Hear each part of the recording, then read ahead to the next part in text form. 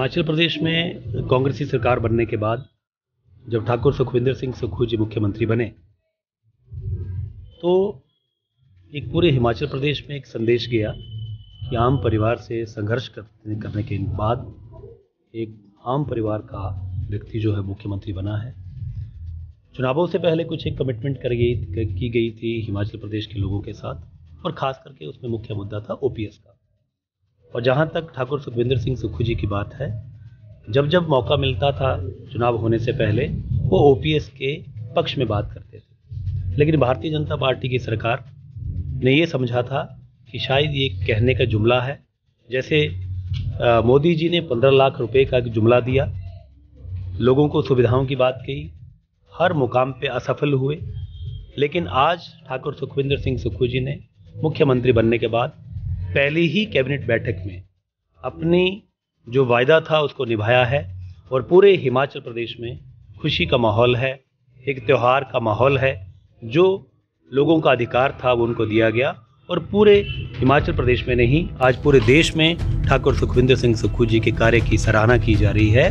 और ओपीएस का जो हमारा वादा था उसको हमने पूरा किया। ये कांग्रेस के लिए गर्व की बात है, ठाकुर सुखविंदर सिंह सुक्खू जी के लिए एक गर्व की बात है और पूरा हिमाचल प्रदेश उनका धन्यवाद कर रहा है। भाजपा का दिवालियापन साबित हो जाता है। एक मुख्यमंत्री घोषणा कर रहे हैं, आंकड़ों के आधार पर घोषणा हो रही है, कैबिनेट की बैठक में फैसला लिया जा रहा है। शायद भारतीय जनता पार्टी के लोगों को, नेताओं को मालूम नहीं है कि ठाकुर सुखविंदर सिंह सुक्खू जी की कार्यप्रणाली क्या है। लोगों को सुविधा देना कांग्रेस पार्टी के लिए मुख्य धारा के रूप में काम करने के बराबर है, लेकिन लोग अब उनके भटकाव में नहीं आने वाले हैं। केवल मात्र ये भारतीय जनता पार्टी के इस कहने का कोई असर भी नहीं होने वाला है। आ जाइए, आप ओपीएस के लोगों से मिलिए, गवर्नमेंट एम्प्लॉय से मिलिए, उनके परिवारों से मिलिए, उनका परिवार खुशी मना रहा है।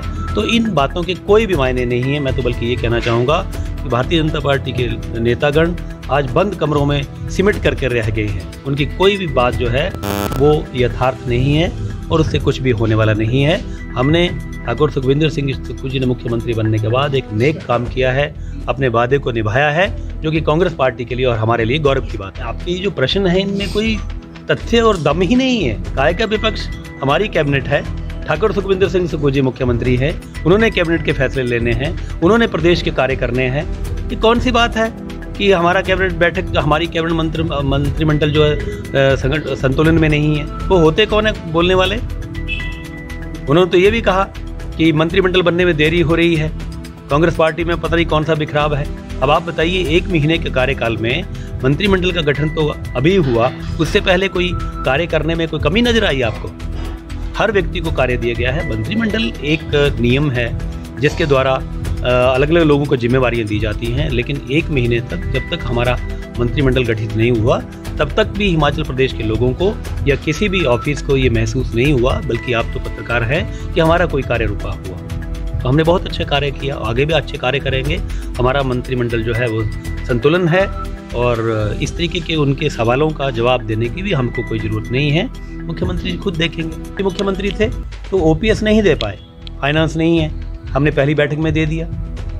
1500 रुपये कहाँ से देंगे वो हमारी सरकार सोचेगी, ठाकुर सुखविंदर सिंह सुक्खू जी सोचेंगे। कमेटी गठित कर दी गई है, इसके मायने क्या है कि हमने 1500 रुपये देने की तरफ कदम बढ़ाना शुरू कर दिया है। कमेटी इसलिए गठित की गई है कि ये भारतीय जनता पार्टी के नेताओं को जवाब देना है। कितने हजारों करोड़ों का वो हमारे को प्रदेश को कर्ज दे के गए हैं।